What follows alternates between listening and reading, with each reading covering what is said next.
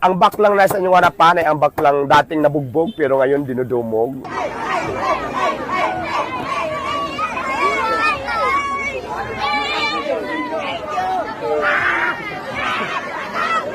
Diwata Paris Overlook.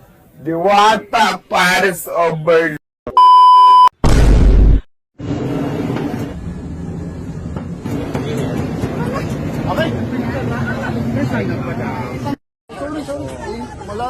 Ma'am, gaano po ba kasarap ang Paris Overload di Diwata? Alam mo, nung una nga parang hindi ko alam kung ano ba laman nun, di ba?